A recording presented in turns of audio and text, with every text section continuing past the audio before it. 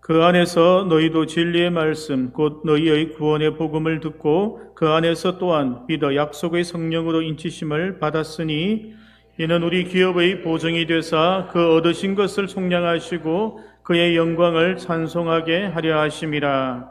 아멘. 우리 옆에 계신 성도님들과 인사하십시다. 당신은 그리스도의 향기입니다. 이렇게 축복하며 인사하십시다. 당신은 그리스도의 향기입니다. 네, 감사합니다. 오늘 뉴스 보니까 추석은 가을 추자 석잔 추석이잖아요. 근데 여름 같다고 해서 요즘에 하석이라고 한대요. 여름 하자를 써서. 그래서 이 여름이 언제 끝날지 잘 모르겠다. 지금 1월 정도로 더위가 끝나지 않는데 끝까지 인내하시고 이제 시간 조금 지나면 다음 주부터 좀 시원해진다 하니까 이제 가을이 올 것 같습니다. 예, 그래서 우리에게 또 풍요한 열매들이 많이 맺히는 그러한 가을이 되어질 건데 더 우리가 하나님의 은혜와 또 말씀에 충실하여 또 이 가을에는 더 큰 하나님의 은혜가 우리에게 임하기를 소망합니다. 지난번 에베소서 볼 때에 에베소 교회가 세워지는 과정을 우리가 보았습니다. 그 핵심은 무엇이었는가 하면 회개의 열매를 맺는 자들에게 예수 그리스도의 복음이 사도 바울을 통하여 전해지니까 그들에게 성령이 임하고 그들이 성령 충만함을 통하여 하나님의 교회가 세워지기 시작했다라고 제가 말씀을 드렸습니다. 그것이 에베소 교회의 시작이라는 것입니다. 그 말은 에베소 교회든 초대교회 모든 교회들은 이 제도적인 교회, 그러니까 우리 교회처럼 혹은 부산 오산나 교회, 언양교회처럼 이런 조직적인 교회, 제도적인 교회들 생긴 것이 아니라 개개인이 예수 그리스도를 영접함으로 하나님의 성령께서 임하시는, 그러니까 베드로가 신앙 고백에서 너의 신앙 고백 위에 교회를 세우겠다라는 그 말씀이 이루어진 것입니다. 이해하셨죠? 베드로의 신앙 고백 위에 예수님께서 개인의 교회를 세우겠다고 말씀하셨던 그 말씀이 이 에베소 교회가 처음 탄생할 때에 그들의 신앙 고백 위에 하나님의 성령께서 임하셔서 하나님의 교회가 개개인에게 세워지기 시작한 것이 교회의 시작이다라는 것입니다. 그러면 제가 말씀드리는 것은 그럼 이런 제도권 교회, 조직 교회는 그러면 필요 없느냐? 이거는 아니냐? 이 말을 하는 것이 아니에요. 이 주객이 전도되어져 있는 이 신앙, 이 제도권 교회를 세우기 위하여 개인 교회가 희생되거나 개인의 교회가 없어져 버리는 이 현상이 지금 한국 교회를 병들게 하고 심각하게 만드는 현상이다라는 것 때문에 이 말씀을 드리는 것입니다. 그래서 지금 우리가 깊이 있게 생각해야 할 것은 에베소서를 통하여 하나님께서 내 개인에게 어떠한 교회를, 하나님의 나라를 세우기를 원하시는지를 우리가 보아야 한다라는 것입니다. 그래서 교회라는 단어를 우리가 생각하고 교회라는 단어를 언급할 때 교회는 무엇인가 혹은 교회는 무엇을 해야 될 것인가 라는 질문이 맞지 않고 누가 교회인가 라는 질문, 누가 어떤 사람이 교회이냐 라는 질문이 더 정확하다라는 것입니다. 내 속에서 어떤 역사가 일어나는 사람들이 진짜 교회인지를 우리가 생각해야 되는 것이지 어떤 제도를, 어떤 조직을, 무엇을 하느냐 이것이 교회라고 말하면 안 된다라는 것입니다. 어떤 신앙 고백을 할 거냐, 우리가 무엇을 믿을 것이냐 라는 것을 우리가 근본적으로 보아야 한다라는 것입니다.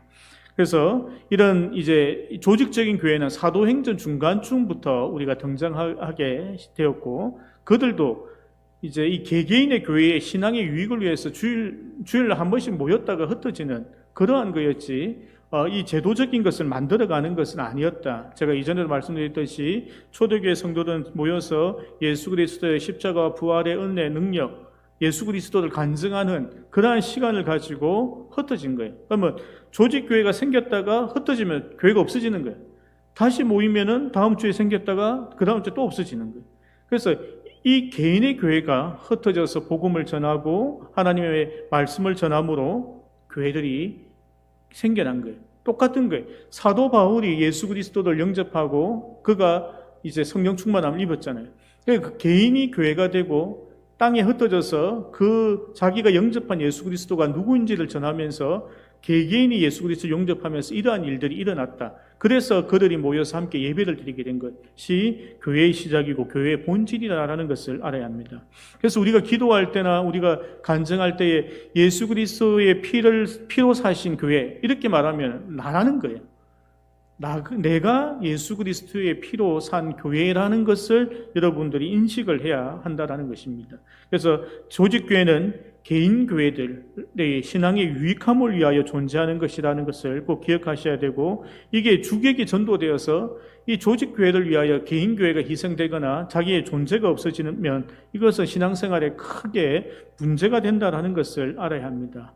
이러한 현상이 이제 시작된 것은 하나님의 이름을 빌려서 권세를 누리려고 하는 일부 사람들이, 이 조직교회가 예수 그리스도의 피로 산 교회니까 이 교회에서 나를 임명한 거 아니냐? 그러니까 나의 권위에 복종해라 라는 이러한 맞지도 않은 논리를 가지고 자기의 권위를 높이기 위해서 이것을 이용했던 것에 의하여 조직교회가 너무 강조되어지고 개인의 신앙은 없어져 버리는 그러한 현상이 된 거죠. 그래서 교회에 복종하고 목사한테 복종하고 이러한 현상들이 나오게 되었고, 다시 성경을 연구한 목사님들이 그러니까 이 교회나 조직교회가 아니고, 그래서 뭐 강당에서 예배를 드리거나 홀을 빌려서 예배를 드리고 교회는 사무실 정도만 가지는, 그렇게 해서 소그룹과 개인의 신앙의 성장을 위하여 교회가 활동해야 되는 것으로 이렇게 교회들이 바뀌고 있다는 것을 우리가 알아야 합니다.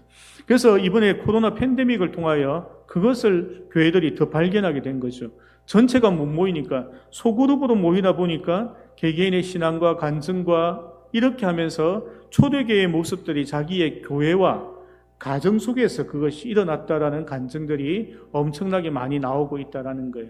그래서 함께 모여서 이제 못 모이니까 가족끼리 모였거나 아니면 4명 모이라고 하니까 4사람 정도, 8명 모이라고 하니까 8명 정도 모여서 소그룹으로 모여서 초대교회처럼 자기 신앙의 간증과 고백들을 하고 서로를 위하여 중보해주며 그 사람이 신앙에 성장할 수 있도록 낙심한 자를 일으켜 세우는 그런 일들을 하면서 서로가 교회인 것을 발견하게 되는 그러한 현상들이 일어났다라는 것을 간증을 하고 있다라는 것입니다.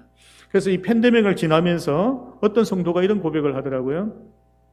팬데믹 기간을 7년 대환란, 말세 때 오는 7년 대환란 기간이 온다라고 하더라도 그때 내 신앙을 어떻게 지키고 우리 가족의 신앙을 어떻게 지켜나가야 되는지 그 방법을 배웠다. 이런 간증하시는 분도 계셨습니다.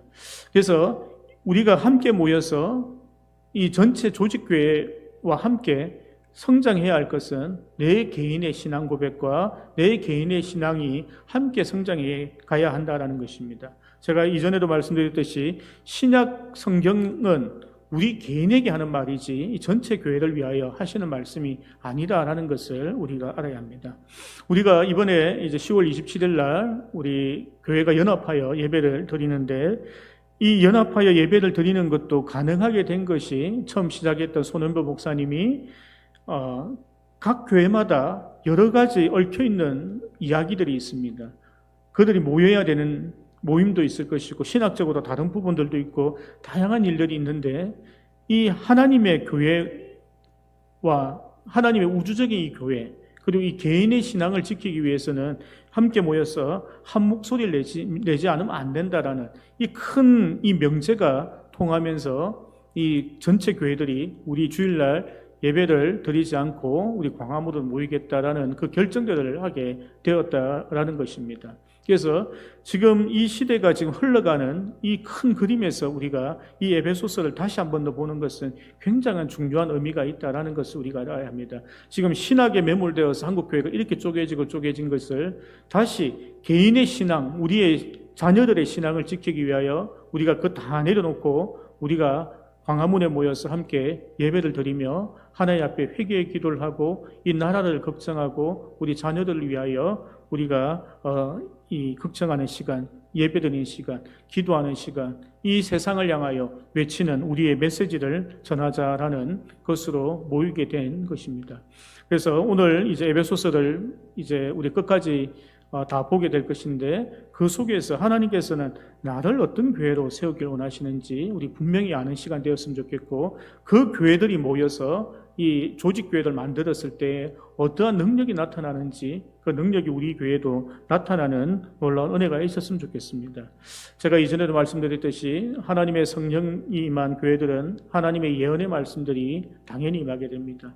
이 에베소서가 우리 교회의 예언적인 말씀이 되어 우리 교회가 이러한 능력의 교회로 다시 성장하는 성숙하는 계기가 되기를 하나님의 이름으로 축복합니다. 자, 우리 1절부터 한 번 더 살펴봅니다. 1절 우리 함께 읽습니다. 시작. 하나님의 뜻으로 말미암아 그리스도 예수의 사도된 바울은 에베소에 있는 성도들과 그리스도 예수 안에 있는 신실한 자들에게 편지하노니 아멘. 1절, 2절은 이제 사도 바울이 인사 말씀을 하는데 그 안에 자신의 정체성과 이 편지를 읽는 성도들의 정체성을 함께 나타내게 되어 있습니다. 그래서 먼저 주목할 것은 하나님의 뜻으로 말미암아라는 단어인데 사도 바울이 감옥 안에서 교회들을 걱정하여 글을 적고 있습니다. 가장 먼저 언급한 것이 하나님의 뜻으로 말미암아라는 말로 시작합니다. 내가 예수 그리스도의 사도가 된 것이 하나님의 뜻으로 된 것이라는 것입니다. 너희들이 교회가 된 것도 하나님의 뜻으로 말미암아 하나님의 교회로 부르심을 입었다라는 것을 이야기하고 있다라는 것입니다. 그것은 사람의 의지나 사람의 뜻이나 사람의 방법이 아니라라는 것입니다. 그 표준의 기준을, 너희의 신앙의 표준의 기준을, 너희가 모여서 만드는 이 조직교회의 표준을 하나님의 뜻으로 말미암아 운영하고 되어지도록 사도 바울이 먼저 이야기하고 있다라는 것입니다.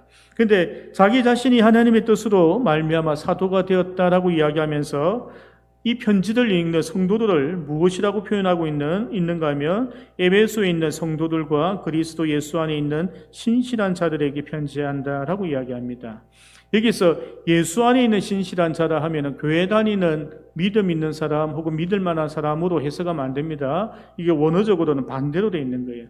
그래서 예수를 믿는 신실한 사람, 예수를 신뢰하는 신실한 하나님의 백성들에게 편지를 보내노라 이래 되어 있는 거예요. 그래서 수신자가 예수를 믿는 하나님의 백성들 이렇게 보시면 돼요. 자, 다시 이야기합니다. 이 말은 예수 안에 있는 신실한, 교회 다니는 신실한 사람이라는 말을 하는 것이 아니고 예수를 신뢰하는, 예수를 믿는 하나님의 백성들에게 편지한다 이렇게 원어에 적혀 있습니다. 이거는 다른 의미예요. 자, 그래서 하나님을 믿는 사람들에게 이 편지를 보냅니다라는 것은 어떤 의미를 갖는가 하면 우리가 믿음이라는 것은 무엇이라 했습니까? 이 개념이 정확하게 우리가 이해가 되어져야 돼요. 이것을 넘어서지 못하면 우리의 신앙이 출발을 못해요. 믿음이라는 것을 이전에 제가 신념하고 다르다 했잖아요. 예수 하나님께 천지를 창조하셨으면 믿습니다. 이건 신념인 거예요. 과학자들이 원숭이가 진화해서 유인원이 진화해서 사람이 되었습니다. 믿잖아요. 그거하고 다를 바가 없는 이게 믿음이 아니라는 거예요. 믿음은 하나님의 전적인 선물인 거예요. 믿어지는 거예요. 그냥 믿어지는 거예요. 자, 다시 설명합니다. 믿는 것은 나의 의지나 머리나 지식과 이걸로 믿는 것이 아니라는 거예요. 예수 그리스도의 십자가가 나를 구원할 것이라고 믿는 것은 내가 믿는 것이 아니라는 거예요. 하나님께서 나에게 선물로 주셔서 믿게 되어지는 거예요. 그러면 어떤 현상이 일어나는가 하면 성경의 모든 것이 그냥 믿어지는 거예요. 예수 그리스도께서 하시는 모든 말들이 믿어지는 거예요. 폭풍 치는 물 위에 걸어오라면은 걸어가도 될 것 같다라는 믿음이 생긴다는 거예요. 그게 자연스럽게 되어지는 거예요. 그래서 내가 하는 이 신앙생활이라는 것이 믿음으로 하느냐, 그냥 나의 신념은 내가 그냥 믿는 거예요. 자, 하나님 말씀이니까 믿는 것 하고, 하나님께서 나에게 은혜를 주셔서 선물로 주셔서 믿어지는 것하고는 어떤 결과가 나오는가 하면 하나님의 말씀을 듣잖아요. 그러면 그 말씀이 새끼 지듯이 확장이 돼요. 깊어지는 거예요. 내가 이해되지 않은 어떤 부분이 생겨나면은 물음표가 되면서 기도 제목이 되고, 하나님, 이거 아닐까요? 이런 것입니까? 계속 기도 제목이 되면 성경을 더 연구하고 보게 되고, 그것이 꼬리에 물면서 자꾸 나의 신앙의 폭이, 지식의 폭이 넓어지는 거예요. 내가 공부해서 지식이 넓어지는 게 아니고 하나님께서 물음표를 던지게 하시면서 그 물음표가 자꾸 내 지식을 넓게 하나님을 아는 지식이 넓어지게 만들어가는 거예요. 우리가 기도도 마찬가지인 거예요. 우리가 수요예배 끝나 기도하는 시간 가지잖아요. 자, 기도 제목을 제가 하나도 안 줬어요. 자, 기도하십시다 하면 30분 이렇게 기도하시는 분들이 많지 않아요. 왜냐하면 기도 제목을 가지고 기도하는 거는 되는데 하나님께 주시는 기도 제목 혹은 하나님께서 나를 기도시켜서 기도하기 시작하면은 시간이 지났는데 1시간도 2시간도 3시간도 기도하고 있는 거예요. 나의 의지로 기도하는 것이 아니고 하나님께서 기도시키셔서 그 기도를 하고 있는 거예요. 그냥 계속 기도하고 있는 거예요. 나의 의지가 하나도 없는 거예요. 기도 제목이 기도 안에 자꾸 생각이 나는 거예요. 그러니까 그걸 가서 기도하고 또 이 기도 제목 생각나서 계속 기도의 꼬리를 물고 계속 가면서 기도하게 되어지는 거예요. 그러다 발이 저려서 어쩔 수 없이 기도가 멈추거나 아니면 이제 출근해야 돼서 기도가 멈추거나 이제 그렇게 되어지는 거예요. 똑같은 거예요. 말씀도 우리가 들을 때에 믿음으로 이 말씀을 받는다라는 것은 확장되어져 가는 거예요. 자꾸 확장되어지는 거예요. 깊어져 가는 거예요. 새로운 것을 하나님께서 알게 하고 깨닫게 하시는 거예요. 그동안 지식적으로 알던 것 외에 다른 것을 계속 알게 하시는 거예요. 내가 성경을 읽을 때마다 새로운 성경이 이 성경 속에 새로운 걸 알게 되고 다른 성경을 찾아서 이 말씀이 이렇게 이야기하고 싶었구나라는 것을 우리가 알게 되어진다라는 것입니다. 그래서 믿음을 달라고 기도해야 하는 거예요. 하나님 나에게 믿음을 주시옵소서. 믿음을 달라고 기도하는 거예요. 그게 하나님께 주시는 믿음이 우리에게 있어야지 모든 것이 깨달아지고 알게 되지만 흔들리지 않는 거예요. 누군가의 어떤 설득, 지식을 그렇구나. 그래, 믿는다. 설득 안 되면 안 믿어져. 그거는 믿음이 아니라는 거예요. 그것은 나의 속에 계속적인 지식과 그 과학에 대한 맹목적인 신봉하는 것처럼 그냥 내가 맹목적으로 그냥 이 하나님이 위대한 분이라니까 신봉하는 거하고는 다른 문제라는 거예요. 그래서 믿음의 참 본질, 믿음이 무엇인지를 우리가 알아야지 우리가 바른 신앙생활, 참된 신앙생활을 할 수 있다라는 것입니다. 그걸 위하여 기도하세요. 이걸 설명한다 되는 것이 아닌 거예요. 하나님, 내가 믿음으로 이 말씀을 보고 믿음으로 신앙생활하고 믿음으로 찬양하고 믿음으로 기도한다라는 것이 무엇인지를 우리가 정확하게 알아야 한다는 것입니다. 제가 이렇게 강조하는 것은 저희 성도님들 만나 좀 대화를 해보니까 믿음을 잘못 알고 계시더라고요. 그래서 우리 교회뿐만 아니에요. 한국 교회에 제가 수천 명 만나봐도 믿음을 자기가 믿는 것이다 생각을 하시더라고요. 그게 아니라 믿습니다. 주실 줄 믿습니다. 될 줄 믿습니다. 그거 아니에요. 그렇게 해서 될 것 같으면 세상 모든 일 되죠. 그래서 어쩌다가 하나 비슷하게 맞아지면 하나님께서 하시는갑다 이러는 것이 믿음이 아니라는 거예요. 하나님께서 나에게 믿음을 주시는 거예요. 하나님께 나에게 기도 제목을 주시는 거예요. 그리고 기도하게 하셔서 응답을 해주시는 거예요. 그러면서 하나님께서 정말 살아계시구나라는 것을 우리 만방에 알게 하시는 것이다라는 것입니다. 두 번째 살펴볼 것은 2절 말씀입니다. 함께 읽습니다. 시작. 하나님 우리 아버지와 주 예수 그리스도로부터 은혜와 평강이 너희에게 있을지어다. 아멘. 이 평강이나 화평이란 말은 나누어졌던 것이 다시 붙는다는 의미예요. 그래서 이것이 우리 아버지와 주 예수 그리스도로부터라는 말은 하나님과 인간의 사이에 갈라져 있는 무너져 있는 관계가 회복되어짐으로 참 평강과 화평을 누릴 수 있다라는 그 말씀인 거예요. 그래서 이 인사말은 단순히 잘 지내십니까? 식사는 하셨습니까? 새해 복 많이 받으세요? 이런 말로 하는 것이 아니라는 거예요. 그래서 근본적으로 예수 그리스도를 믿는 하나님의 백성들에게 너희에게 하나님의 평강을 전하려고 하는 예루살렘의 이름의 뜻이 평강 화평이라 했잖아요. 예수 그리스도가 평강과 화평이잖아요. 그러니까 그 본질적인 것을 하나님께서는 회복시키려고 하신다는 거예요. 그것을 서로에게 샬롬, 화평을 나누는, 화평을 비는 그것이 그들의 정체성이라는 거예요. 예루살렘이라는 자기네들 수도 자체도 화평, 평강이라는 이름으로 수도를 정하신 이유도 그거라는 거예요. 하나님과의 인간의 관계를 화평케 하러 오신 예수 그리스도 죄송합니다. 제사장 나라를 세우고 그리스도인들을 이 땅 이 교회들을 세우셔서 하나님과 세상을 화평케 하는 그 일들을 하나님께서 궁극적으로 하려고 하셨다라는 것을 오늘 이 사도 바울의 인사를 통하여 알 수 있습니다. 자, 다음 말씀이 있습니다. 자, 3절 말씀 우리 함께 읽도록 할게요. 3절, 4절 같이 읽을게요. 3절하고 4절 시작.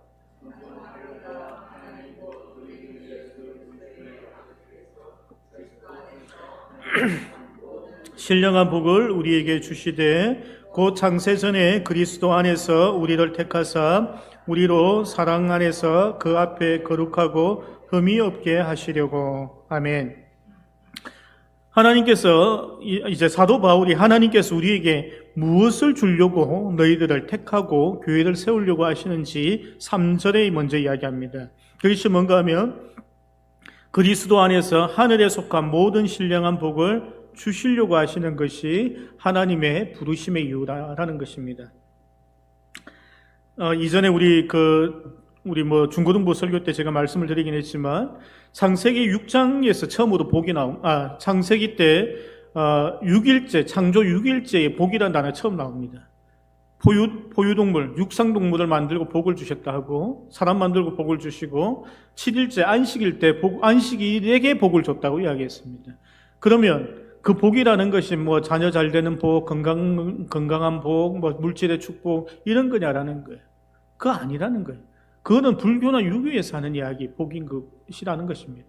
하나님께서 우리에게 주시려고 하는 복은 하늘의 신령한 복인 거예요. 하늘의 신령한 복. 이 땅의 복이 아니라는 거예요.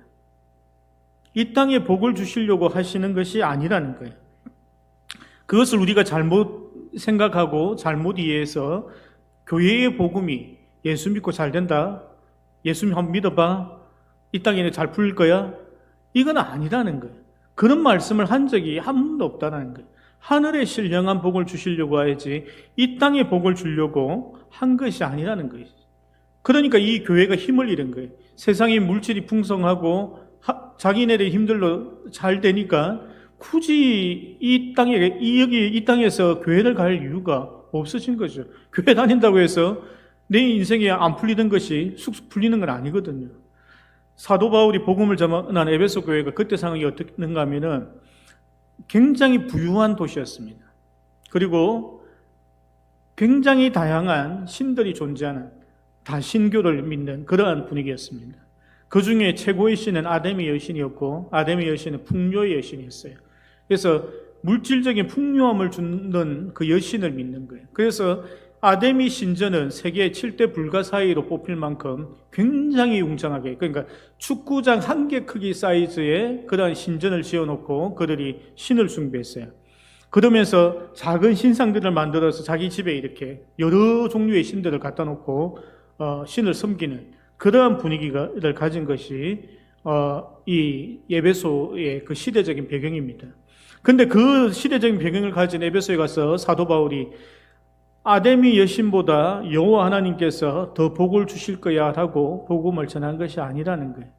아데미 여신이 주는 축복보다 이 땅에서 예수님 믿으면 더 큰 축복을 받아 라고 한 것이 아니라는 거예요. 에베소 교회에 보낸 편지를 보세요. 하늘의 신령한 축복을 받을 거라는 거예요.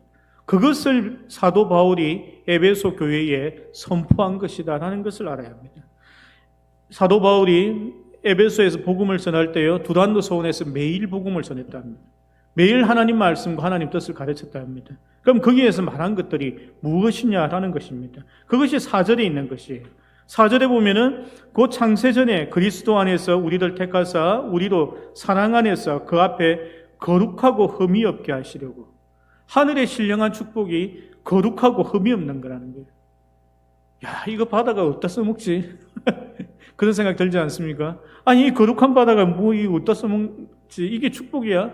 라고 생각할 수 있는 거예요. 근데 그것이 아니라는 거예요. 우리가 이 거룩함을 입지 않으면 하나님을 만날 수 없다라는 거예요. 성령 하나님께서 나와 함께 할 수도 없는 거예요. 천국에도 못 가는 거예요. 이 거룩함을 통해서 모든 하나님의 신령한 축복이 시작되기 때문에 우리에게 하나님께서 거룩함을 입혀주는 것, 이 일부터 시작하는 거예요. 그래야지 하나님을 만날 수 있기 때문이라는 것입니다. 아담과 하와가 죄를 지으면서 생긴 첫 번째 현상이 뭡니까? 인간의 관계가 먼저 깨어지죠. 하나님과의 관계가 깨어지죠. 그러면서 하나님과 멀어져 하나님과 만날 수 없는 그 상황이 되어진 것입니다. 그것을 하나님께서는 다시 우리 이 신약의 교회들을 통하여 그 일들을 다시 회복시키려고 하신다라는 것입니다. 그래서 이 거룩함을 입은 자들을 통하여 5절 6절에 무엇을 하려고 하시는지 이야기합니다. 함께 읽습니다. 시작. 그 기쁘신 뜻대로 우리를 예정하사 예수 그리스도로 말미암아 자기의 아들들이 되게 하셨으니 이는 그가 사랑하시는 자 안에서 우리에게 거저 주신 바 그의 은혜의 영광을 찬송하게 하는 것이다. 아멘. 그 거룩함을 입은 사람들을 통하여 그리스도 예수 그리스도로 말미암아 자기의 아들들이 되게, 그러니까 하나님의 아들들이 되게 하려고 하나님께서 우리들을 창세전부터 준비하셔서 하늘의 신령한 축복, 거룩함을 입히고 그들을 하나님의 아들로 삼는 것, 이것이 하나님께서 준비하신 복이다라는 것입니다. 하나님의 자녀 삼는 것이 하나님께서 준비하신 복이다라는 것입니다. 다 아시는 내용이잖아요. 모르는 것은 아니잖아요. 하지만 우리가 이 착각을 하면 안 된다는 거예요. 이 땅에 복을 주시려고 하는 것이 아니라 하나님의 아들로 삼으셔서 하나님의 나라를 상속하게 하시려고 하는 것이 하나님의 창세전부터 준비하고 예정하고 계셨던 계획이 그거라는 거예요.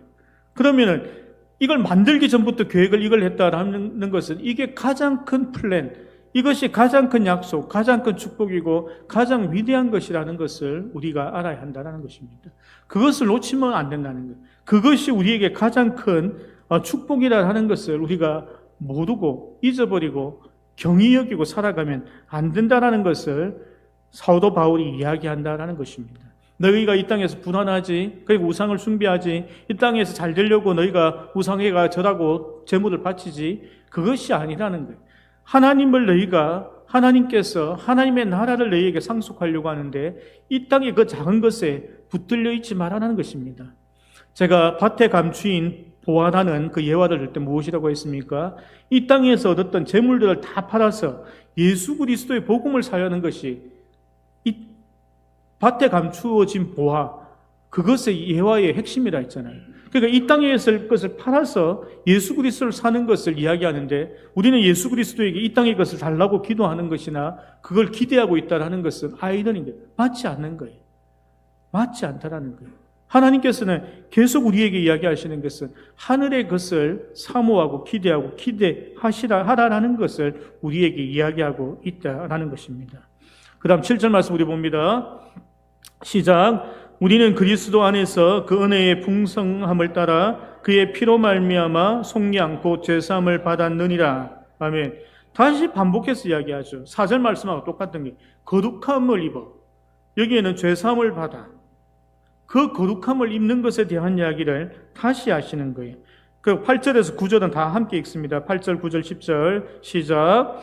이는 그가 모든 지혜와 총명을 우리에게 넘치게 하사 그 뜻의 비밀을 우리에게 알리신 것이요 그의 기뻐하심을 따라 그리스도 안에서 때가 찬 경륜을 위하여 예정하신 것이니 하늘에 있는 것이나 땅에 있는 것이 다 그리스도 안에서 통일되게 하려 하심이라. 아멘. 결국에 통일되게 한다는 것이 우리가 하늘의 신령한 사람이 되어지는 거예요. 그러니까 하늘과 땅이 통일된다는 것은 이제 똑같아진다 이 말이잖아요. 하나 된다는 이야기잖아요. 여기서 하나 놓치지 말아야 될 것은 하늘의 것이 수준 낮게 땅의 것이 된다는 말이 아니라 땅에 있는 것이 하늘의 수준으로 올라간다는 거예요. 처음에 아담과 하와가 하나님의 그 형상대로 지음받은 것처럼 우리 역시도 부활하여 그 형상대로 되어지는 그 놀라운 일들이 일어날 거라는 거예요. 새하늘과 새 땅이 열릴 거라는 거예요. 그것을 사도 바울이 이야기하고 있다는 것입니다.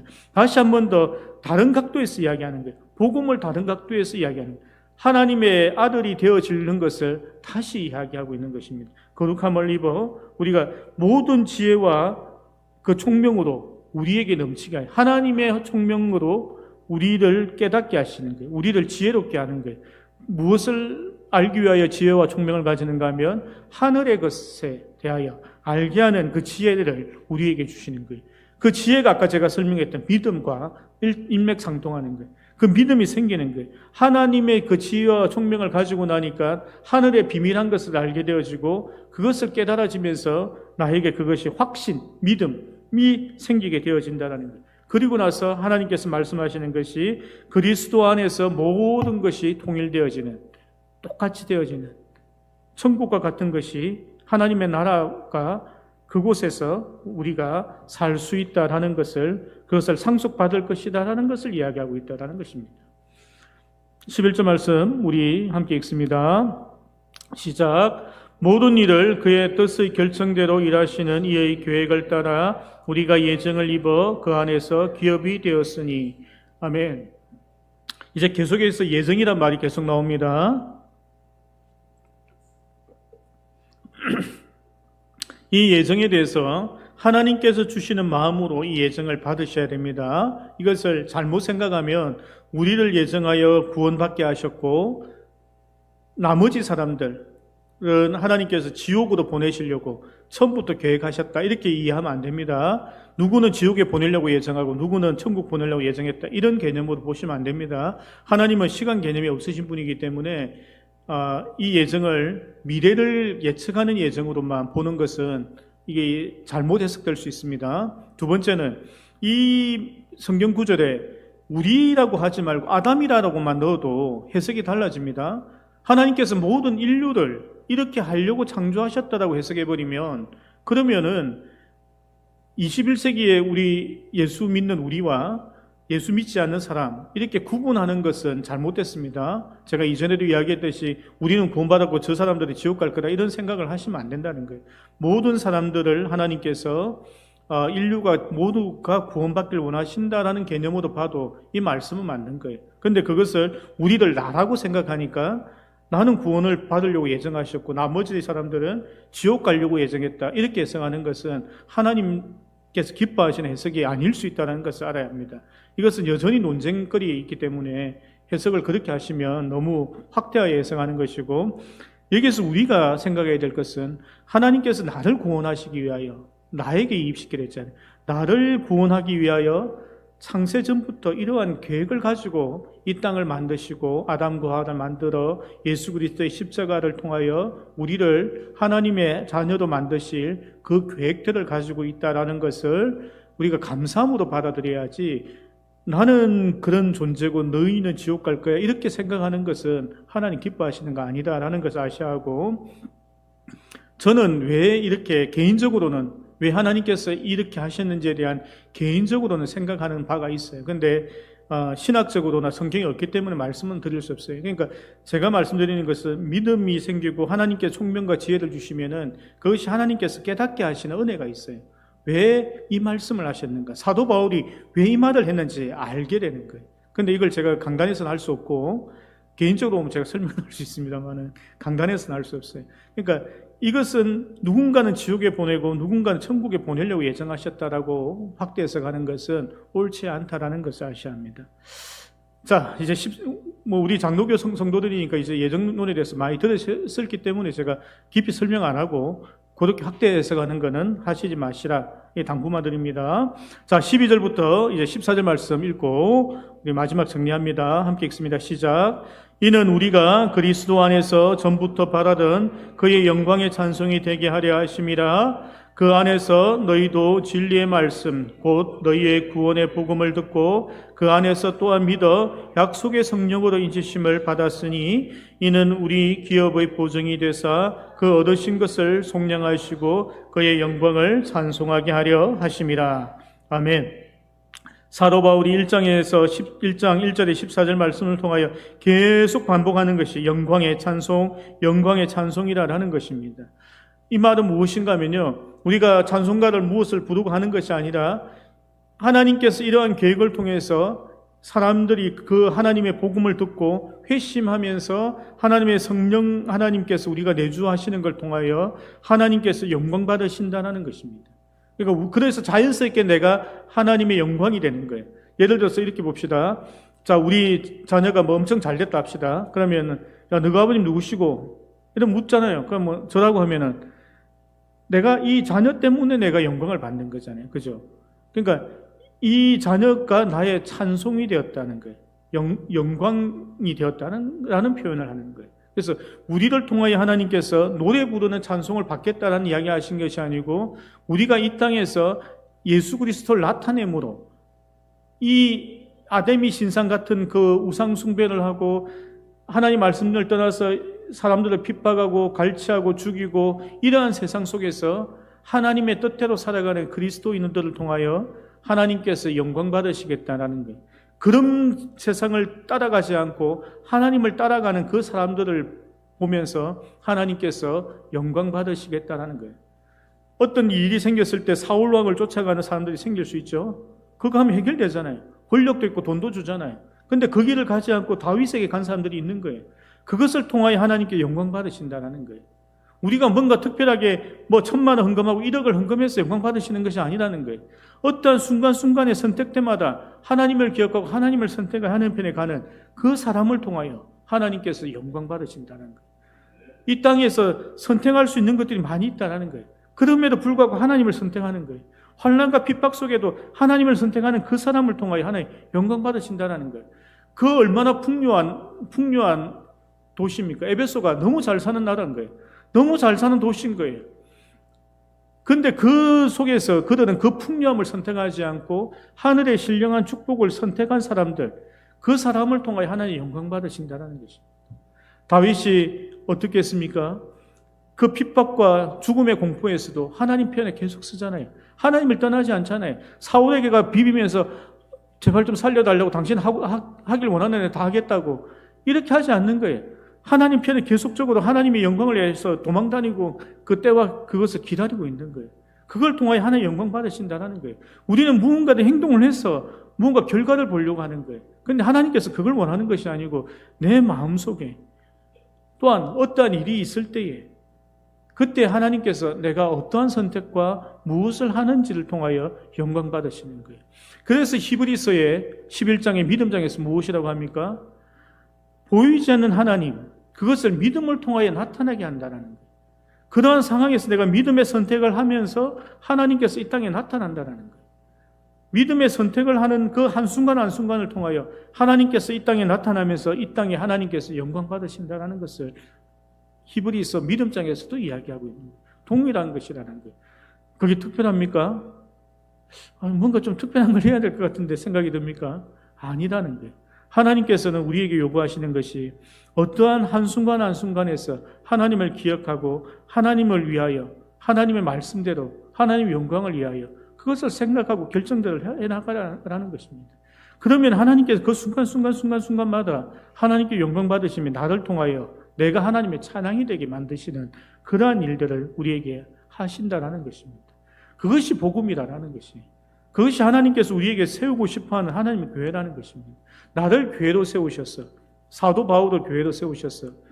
하나님께서 사도 바울이 가는 곳마다 전하는 그 복음을 통하여 그 사람들이 회심하여 하나님의 성령의 충만함을 입고 하나님 말씀대로 살아가기를 선택하는 그것들을 보면서 한 사람 한 사람들이 하나님의 영광이 되어져가는 하나님의 교회가 되어져가는 그것을 하나님께서 초대교회 하셨다라는 것입니다. 그것이 교회라는 거예요. 그것이 하나님께서 꿈꾸는 것이라는 거예요. 한 사람 한 사람을 통하여 하나님 영광 받으시려고 하신다는 것입니다. 우리의 예배만 가지고 우리의 찬양만 가지고 우리의 기도만 가지고가 아니라는 거예요. 하나님께서 우리에게 정말로 원하시는 것은 우리 한 사람 한 사람이 교회가 되어 하나님의 성령과 동행하고 어떠한 순간 속에도 하나님 편에 서고 어떤 환난과 핍박이 있고 어려운 경우가 있더라도 그 속에서 하나님의 평강을 나타내고 하나님의 평강을 전하는 그 샬롬의 인생을 살아가는 그것을 하나님께서 우리에게 원하고 계신다라는 것입니다. 사랑하는 성도 여러분, 이 말씀이 어려우면 여러분 믿음을 달라고 기도하십시오. 말씀이 이해되게 해달라고 기도하십시오. 하나님께서 세우고 싶어하는 나에게 세우고 싶어하는 하나님의 교회가 무엇인지가 우리의 기도의 제목이 되고 도전이 되어질 때에 그것이 내 속에서 온전히 이루어지며 내가 하나님의 영광이 될 줄로 믿습니다. 우리 함께 찬양합니다. 390장 우리